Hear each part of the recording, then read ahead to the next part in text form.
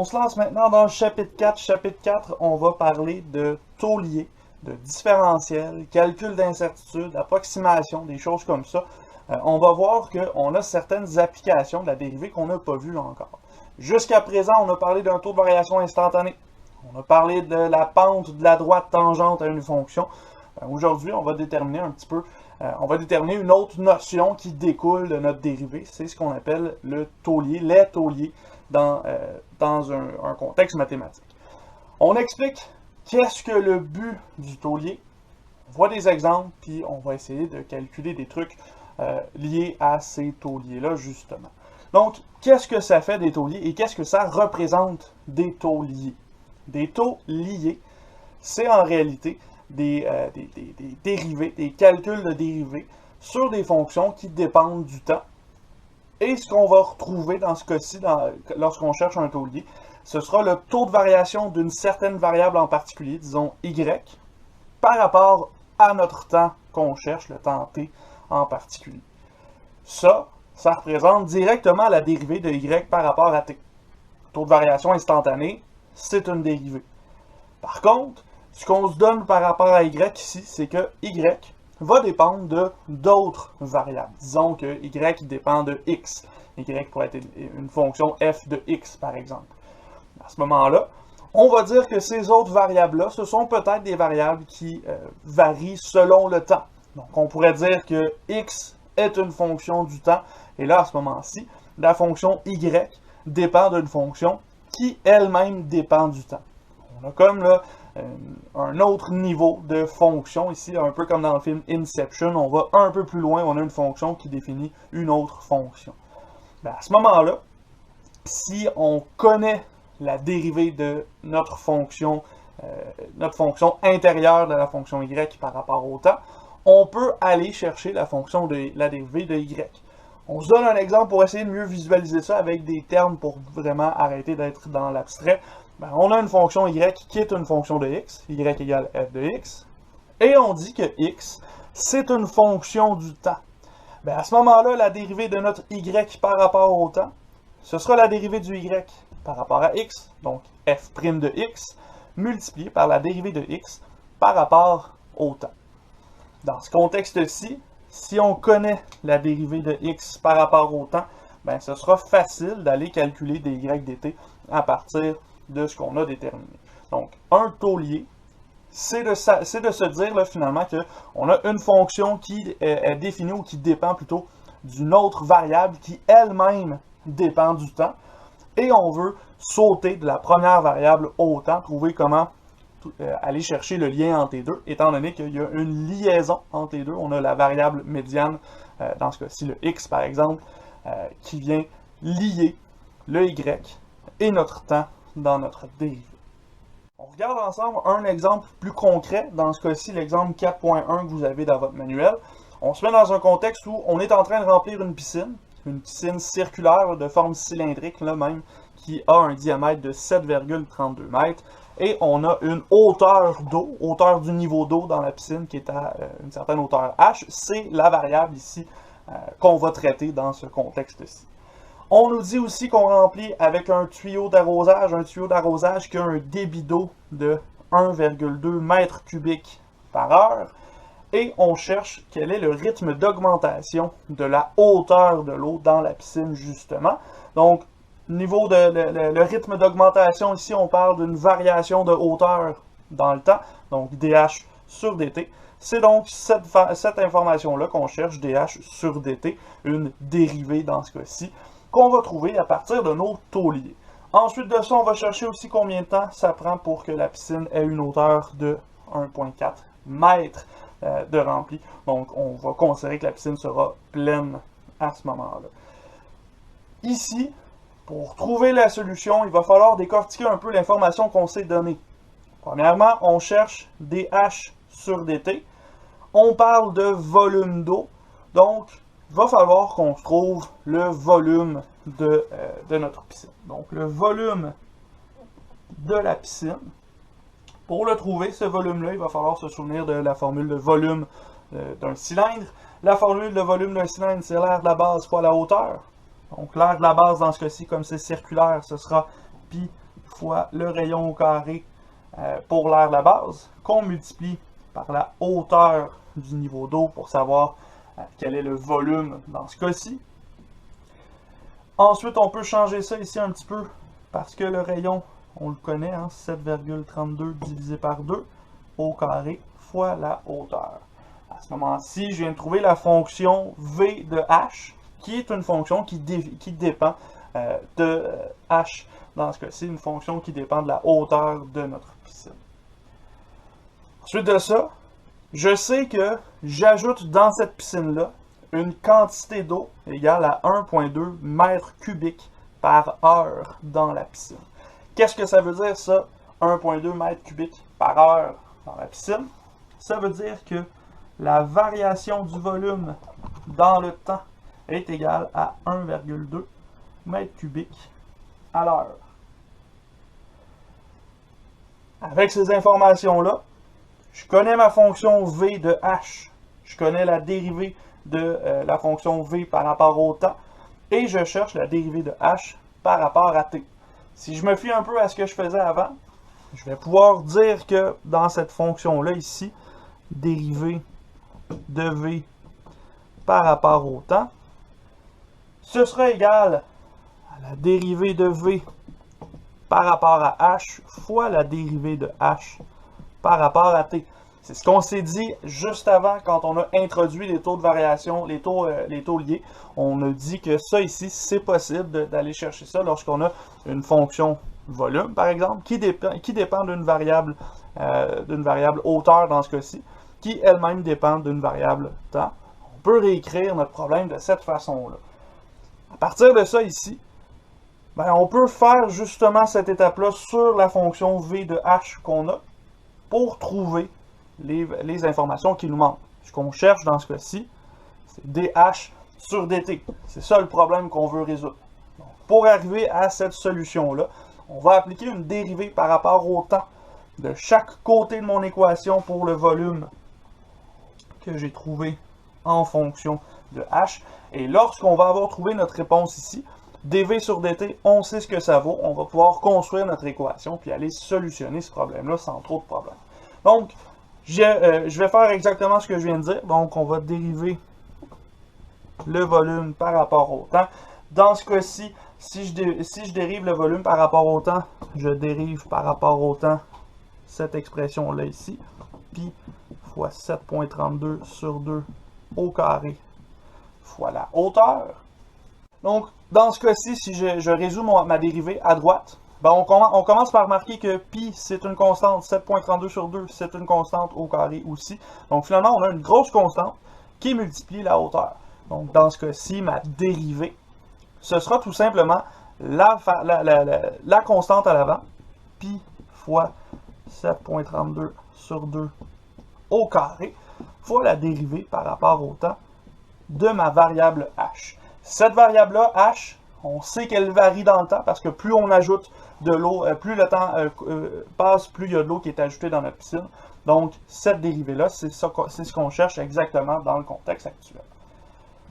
Maintenant, dérivée de v par rapport au temps. Je sais que ça vaut 1,2 mètres cubiques à l'heure. Donc, 1,2 mètres cubiques à l'heure, c'est égal à cette fonction-là ici. Pi fois 7,32 sur 2 au carré. Ça ici, on peut peut-être le changer, calculer ça. Ça nous donne 3,66 au carré. Si je lis bien ce que j'ai ici, là. 3,66 au carré fois pi fois dh sur dt. Donc, à ce moment-ci, si je veux trouver la réponse de mon problème, ici, je vais devoir isoler dH sur dt. dH sur dt, j'envoie 3,66 au carré pi de l'autre côté. Je vais avoir 1,2 divisé par 3,66 au carré pi. Et on n'oublie pas que ce sont des mètres cubiques par heure. Là, je vais indiquer heure ici parce que le h peut porter à confusion étant donné qu'on a une hauteur en h. Donc, on va écrire le mot heure au complet juste pour être certain. Et à ce moment-là, ben, on vient de trouver la dérivée la dérivée de la hauteur par rapport au temps. À ce stade-ci, vous devez vous poser la question, pourquoi est-ce que j'ai des mètres cubiques à ce moment-là dans mon équation ici? Ben, il faut comprendre que ces mètres cubiques-là, c'est parce qu'on ne les a pas encore simplifiés. On pourrait les simplifier, en fait, on va devoir les simplifier. Parce que si on revient un petit peu dans notre démarche, le 7.32 ici, c'était quoi? C'était des mètres. On a un diamètre en mètres, donc on a des mètres carrés dans notre parenthèse ici. 3.66 au carré, ce sont encore des mètres carrés. Donc, quand j'arrive ici à la toute fin, 1.2 divisé par 3.66 au carré, pi, ben, ce sont des mètres cubiques sur des mètres carrés. Donc, le cubique peut disparaître et on va obtenir des mètres à l'heure dans ce cas-ci. Et ça a beaucoup plus de sens que des mètres cubiques, parce qu'une hauteur, c'est pas un volume. Une hauteur, c'est seulement une mesure en une dimension. Donc, on a effectivement des mètres à l'heure ici. On pourrait réécrire ça, là, si vous le calculez pour avoir la valeur exacte. La valeur exacte approximative, on s'entend. 0,0285 mètres à l'heure. Donc, la hauteur du niveau d'eau dans notre piscine va augmenter de 0,0285 mètres à chaque heure dans le contexte actuel. À ce moment-ci, comme je sais à quel point va varier la hauteur de mon niveau d'eau, je vais pouvoir aller calculer combien de temps ça va prendre pour que je me rende à 1,4 mètres pour ma piscine. J'efface le bas ici de mon tableau et on va faire ce calcul-là assez rapidement. Donc, dans ce cas-ci, ben, vous pouvez faire tout simplement une règle de 3. Hein? On a 0,0285 mètres en une heure. On veut atteindre 1,4 mètres en combien de temps? Ben ici, vous avez qu'à faire un produit croisé. 1,4 fois 1 divisé par 0,0285. Dans ce cas-ci, vous devriez obtenir 49,12 heures pour que la piscine soit complètement pleine avec ce taux de variation-là, ici pour la hauteur du niveau d'eau dans votre piscine. On regarde ensemble l'exemple 4.2, un exemple assez typique là, quand on parle de taulier. Dans ce cas-ci, le contexte qu'on nous donne, c'est qu'on a une échelle qui est accotée sur un mur, à une certaine distance X de ce mur-là. L'échelle mesure 10 mètres de long et le haut de l'échelle arrive à une hauteur Y sur ce mur-là. On nous informe qu'on va pousser notre échelle vers le mur à une vitesse de 1,5 mètres par seconde. Et on se demande, si on pousse l'échelle vers le mur à cette vitesse-là, à quelle vitesse est-ce qu'elle va augmenter sur le mur vertical? Donc, à quelle vitesse est-ce que Y va augmenter sur ce mur-là? Et on veut savoir exactement cette vitesse-là lorsque X sera égal à 3 mètres par rapport au mur. Donc, ici, il va falloir encore décortiquer notre problème. Premièrement, si on pousse le pied de l'échelle vers le mur à une vitesse de 1,5 mètres, qu'est-ce qui va se passer à X ici? On se rapproche du mur, donc X va réduire, va diminuer. Et il va diminuer à quelle fréquence, à quelle vitesse? À une vitesse de 1,5 mètres par seconde. Le 1,5 mètres par seconde, ce qu'il nous donne, c'est que la variation de X dans le temps est égale à moins 1,5 mètres à chaque seconde. On connaît la dérivée de X par rapport au temps à partir du contexte. Maintenant, ce qu'on cherche, c'est la variation du Y dans le temps. Variation du Y dans le temps, pourquoi? Parce qu'on va augmenter Y ici, donc on cherche un taux de variation de Y ici. À quelle vitesse monte le haut de l'échelle lorsque X égale à 3 mètres? Dans ce cas-ci, ce que ça veut dire, ça ici, c'est qu'on cherche la dérivée de Y par rapport au temps, évaluée en X égale 3 mètres. Donc, je sais qu'est-ce qu'on m'a donné, je sais qu'est-ce que je cherche. Maintenant, qu'est-ce qui unit ces deux informations-là ici? Qu'est-ce qui unit X et Y dans mon contexte actuel? On remarque que X et Y forment un triangle rectangle avec l'échelle. Donc, on sait que le théorème de Pythagore s'applique ici. Par le théorème de Pythagore, justement, on a que X carré plus Y carré est égal à notre hypoténuse au carré, donc à 100 dans ce cas-ci. Et là, à partir de cette équation-ci, je vais appliquer une dérivée par rapport à t des deux côtés pour faire apparaître une dérivée de y par rapport à t. Et comme je connais dx sur dt, je vais être capable de solutionner ce problème-là au complet. Donc ici,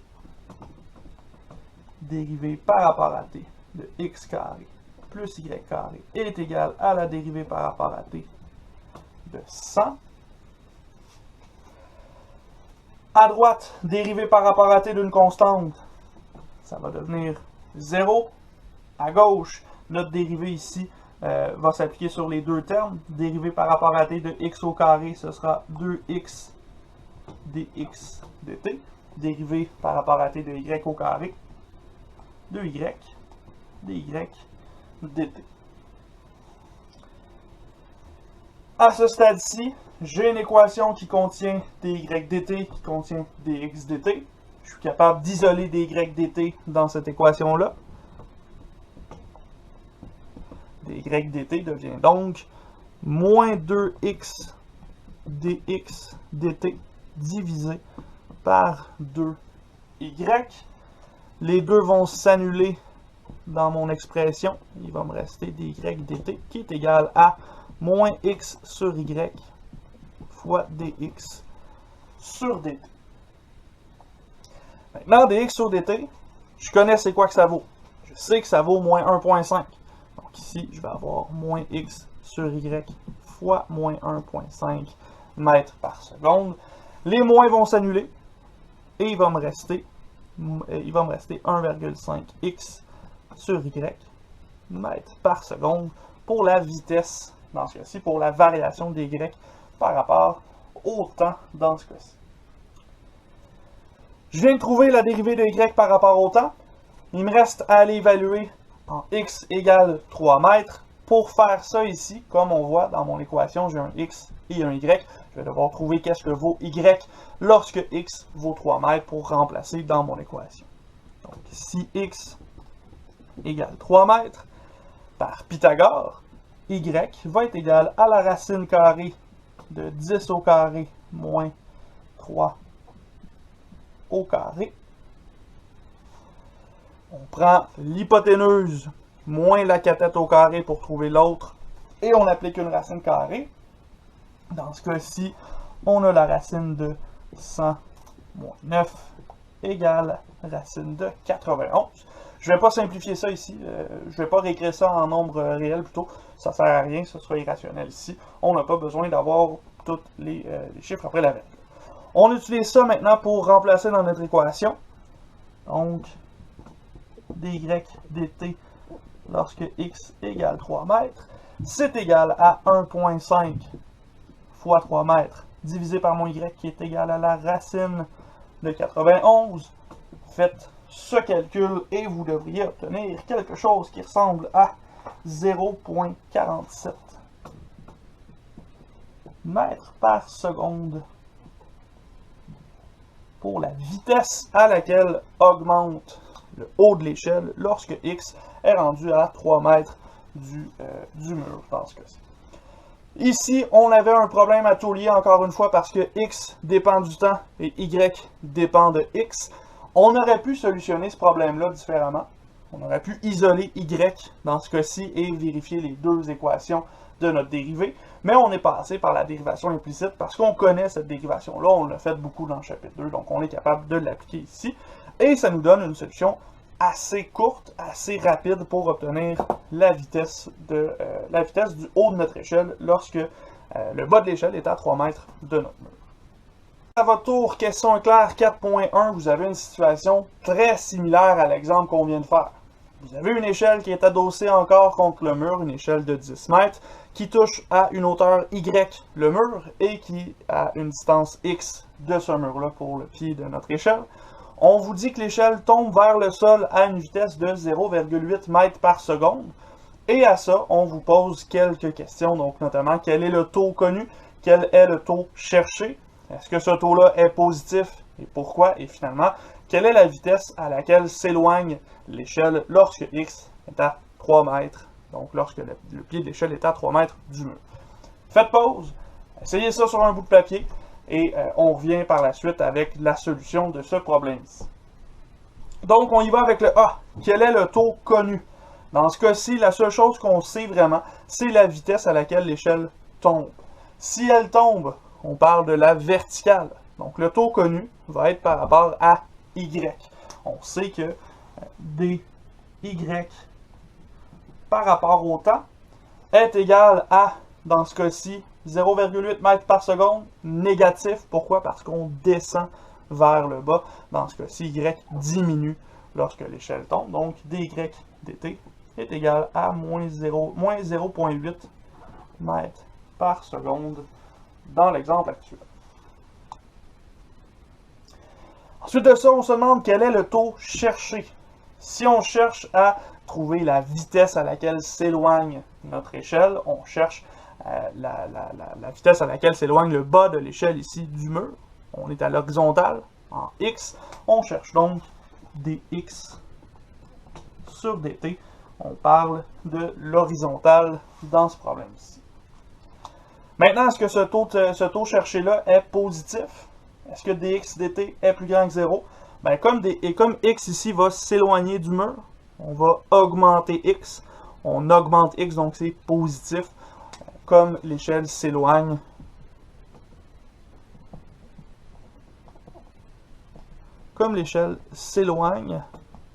dx sur dt est plus grand que 0. Maintenant, il nous reste à déterminer quelle est la vitesse à laquelle s'éloigne le bas de notre échelle. On a trouvé tantôt dans l'exemple que, notamment, dy sur dt était égal à 1,5, était égal plutôt à moins x sur y dx dt.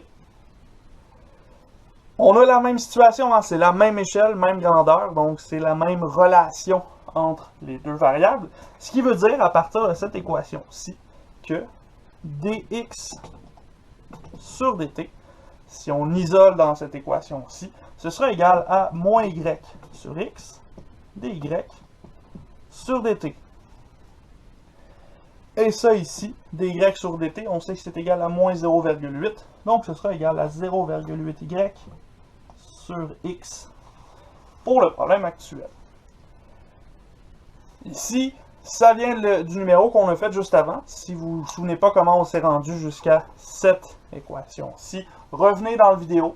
On a vu comment aller chercher exactement cette relation-ci. Et nous, on fait juste la développer un petit peu plus loin pour se rendre jusqu'à notre dx sur dt. Maintenant, on cherche à évaluer ça lorsque x égale 3 mètres. Donc, on cherche dx sur dt lorsque x égale 3. Donc, on va obtenir 0,8y sur 3. Il nous faudrait la valeur de y. Ça tombe bien, on l'a calculé tantôt lorsque x égale 3 mètres. Revenez dans la vidéo, on avait trouvé que y était égal à racine de 91. Donc, 0,8 fois la racine de 91 divisé par 3. Ça, dans la calculatrice, on obtient environ 2,54 mètres par seconde.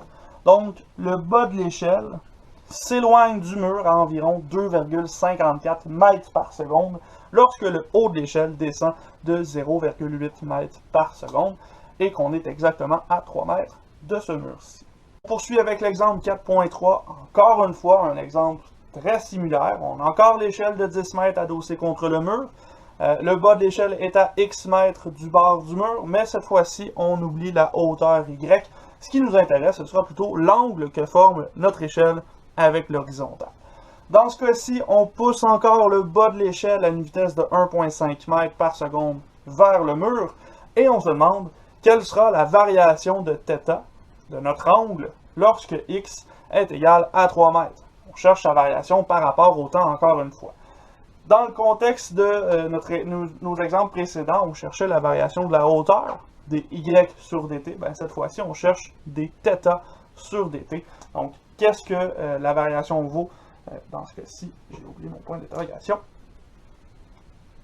Ce qu'on cherche ici, ce sera dθ par rapport au temps. Ce qu'on connaît déjà dans le problème, c'est la variation de x. On l'a dit tantôt lorsqu'on poussait le bas de l'échelle à une vitesse de 1,5 mètres par seconde. on avait que dx dt était égal à moins 1,5 mètres par seconde. Pourquoi? Parce que si on se rapproche du mur, x rétrécit et il rétrécit de 1,5 mètre à chaque seconde. Maintenant, on s'intéresse à savoir c'est quoi le lien entre x et θ. Parce qu'on cherche dθ sur dt, on connaît dx sur dt. Notre intuition nous dit qu'il va falloir qu'on trouve une façon de dériver θ par rapport à t et que cette fonction θ-là devra être par rapport à x, par rapport à ce qu'on a déjà vu sur le taulier. À ce moment-ci, il va falloir se souvenir de la trigonométrie dans un triangle. Heureusement, on a fait ça vers la fin du chapitre 3, donc on se souvient comment aller chercher ça.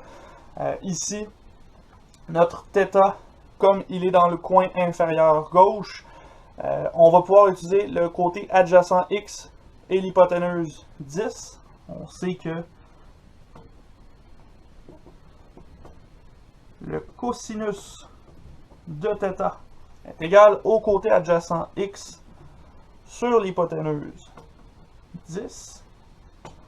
Donc, notre relation entre θ et x, c'est celle-ci. Vous pourriez changer cos de θ est égal à x sur 10 par arc cos de θ est égal à arc cos de x sur 10, mais on a sauté la section des fonctions trigonométriques inverses, donc on va plutôt aller avec une dérivation implicite ici. On dérive par rapport à t des deux côtés. Dérivée par rapport à t de cos de θ est égal à la dérivée par rapport à t de x sur 10. À gauche, dérivée par rapport à t de cos. On doit se souvenir quelle est la dérivée de cos. On se souvient que la dérivée de sin, c'est cos, et que la dérivée de cos, c'est moins sin. Donc ici, on va obtenir moins sinus de θ fois la dérivée intérieure dθ par rapport à t. À droite, on a une constante, 1 sur 10, qui multiplie x. Donc, on va sortir cette constante-là, 1 sur 10, multiplié par la dérivée de l'intérieur, dérivée de x, par rapport à t. Si on isole dθ sur dt,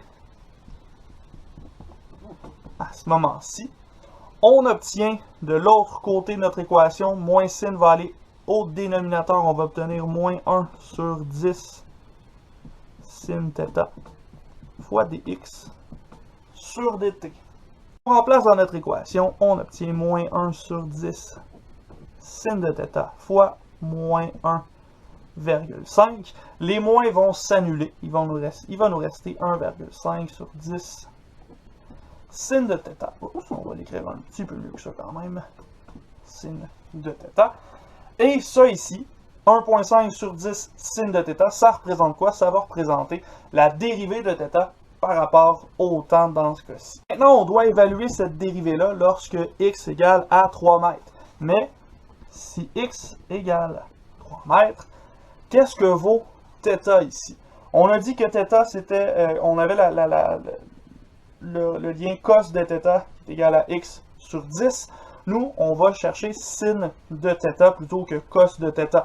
Donc, si on revient dans notre triangle, sin de θ va être égal, encore une fois, par nos formules trigonométriques, à la hauteur y sur l'hypoténuse, donc y sur 10. Et lorsque x égale 3 mètres, y, on l'a trouvé tantôt comme étant racine de 91. Donc, sin de θ, ce sera égal à racine de 91 divisé par 10. De là, le dθ dt, lorsque x est égal à 3, qui va être égal à 1,5 sur 10 fois la racine de 91 sur 10. Les 10 vont s'annuler, il va nous rester 1,5 sur la racine de 91, qui est environ égal à 0,1572 radians par seconde. Et cette quantité-là, 0,1572 radians seconde, ça représente la variation de notre angle θ lorsque x est poussé vers le mur à une vitesse de 1,5 m et que x vaut exactement 3 mètres dans ce contexte-ci. Donc on voit que le problème qu'on a utilisé depuis tantôt, on peut l'amener sur des variables trigonométriques, on peut parler des angles dans un triangle, on va pouvoir faire toutes sortes de choses à partir de ça. Le principe reste le même. Il faut seulement décortiquer le problème et surtout trouver le lien qui existe entre la variable qu'on connaît et celle qu'on recherche dans le contexte du problème. Exemple 4.4, cette fois-ci, on change de contexte un peu. On a une situation dans laquelle on a une personne qui s'approche d'un lampadaire qui est à une hauteur de 6 mètres. Cette personne-là est à une distance de x mètres de notre lampadaire et la lumière du lampadaire projette une ombre d'une longueur de y mètres derrière notre personnage. Cette personne-là mesure 1,75 m et elle s'approche du lampadaire à une vitesse de 2 mètres par seconde dans ce cas-ci. Maintenant, ce qui nous intéresse, c'est de savoir à quelle vitesse l'ombre Y ici de notre personne va réduire derrière notre personne lorsqu'elle va s'approcher du lampadaire. On cherche à voir cette variation-là ici dans le temps lorsque notre personnage s'approche à 2 mètres par seconde. On commence par identifier qu'est-ce qu'on connaît et qu'est-ce qu'on recherche. Ensuite de ça, on va chercher quel est le lien qui unit les variables qu'on a dans le contexte. Dans ce cas-ci, on s'approche du lampadaire à 2 mètres par seconde. Ça veut dire que la distance entre notre personne et le lampadaire réduit de 2 mètres à chaque seconde. Ça ici, ça nous donne la variation de x dans le temps, qui est égale à moins 2 mètres par seconde. Maintenant, qu'est-ce qu'on recherche? On cherche la variation de y. On sait que y va varier lorsque notre personne va s'approcher du lampadaire. Donc, ce qui nous intéresse, c'est de trouver dy sur dt. Pour faire ça, ça va nous prendre un rapport entre x et y, parce qu'on cherche la dérivée de y par rapport à t, on connaît la dérivée de x par rapport à t. On va essayer d'exprimer y en fonction de t dans ce contexte-ci. Pour faire ça, il va falloir qu'on recule un peu dans notre mémoire, il va falloir qu'on s'en retourne au secondaire, puis qu'on ait parlé des triangles semblables. Les triangles semblables nous indiquent que lorsque on a des triangles qui partagent des angles identiques, peut-être des côtés identiques, on peut avoir des rapports d'homothétie dans ces triangles-là. Ici, nos deux triangles partagent l'angle θ qui est au bas de notre personnage, et nos deux triangles partagent l'angle droit qui est formé par le lampadaire. Ce sont des triangles semblables dans ce cas-ci. Et ce qu'on va pouvoir faire ici, c'est se donner un rapport d'homothétie entre x et y dans le contexte. Ici, ce qu'on va se dire, c'est que la cathète au sol de notre premier triangle sur l'autre cathète, qui est la hauteur de notre personnage, sera équivalente à la cathète au sol du grand triangle sur la hauteur du lampadaire de ce grand triangle-là. En d'autres termes, on sait que y sur 1,75 m, ce sera égal à la distance ici qui est au sol, le plat de notre triangle avec le grand lampadaire, donc x plus y, divisé par 6 mètres, qui est la hauteur du lampadaire. Je vous rappelle que ce sont des triangles semblables, donc c'est avec ça ici qu'on va solutionner le problème. Maintenant, comment est-ce qu'on isole y dans le contexte? Ben ici, premièrement, je vais changer 1,75 pour 7 quarts, tout simplement parce qu'une fraction, ça va être plus facile à utiliser pour la manipulation qu'on va faire. Et c'est toujours égal à x plus y sur 6. Ceci étant dit, on va enlever les fractions principales pour les envoyer de chaque côté. On va avoir 6y qui va être égal à 7 quarts fois x plus y. Je développe ma parenthèse à droite de l'équation. 6y est égal à 7 quarts x plus 7 quarts y. Je peux isoler mes y ensemble d'un seul côté.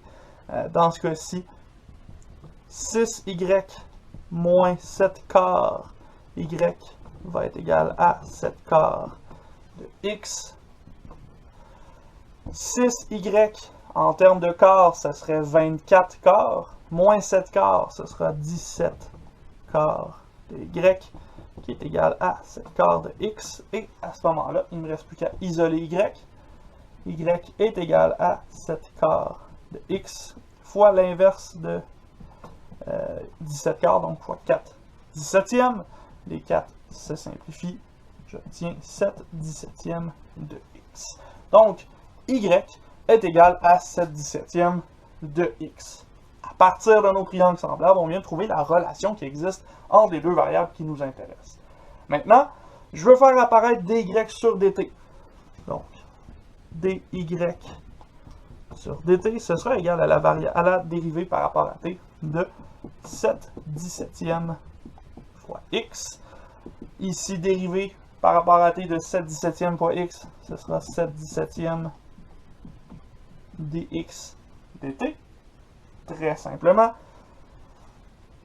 Et à ce stade-ci, comme on sait que la variation par rapport au temps de notre x est de moins 2 mètres par seconde, la variation de y par rapport au temps, ce sera égal à 7 17e fois moins 2, donc moins 14 17e mètres par seconde. Je vous rappelle que c'est la variation de notre position en mètres. Ce qui veut dire, là, ici, si vous faites ce calcul-là, moins 0,82 mètres par seconde. Qu'est-ce qu'on vient de trouver ici? On vient de trouver que la longueur de l'ombre de notre personnage va réduire de 0,82 mètres à chaque seconde quand il s'approche de notre lampadaire qui a une hauteur de 6 mètres dans le contexte actuel. D'ailleurs, on vient de mettre fin à la section 4.1. Vous pouvez maintenant faire les exercices 4.1 qui sont à la page 229 de votre manuel. Essayez ça, vous avez les solutions encore sur le portail. Et vous avez des exercices récapitulatifs associés à ça dans le manuel. Donc, numéro 1 à 53, des exercices récapitulatifs du chapitre 4.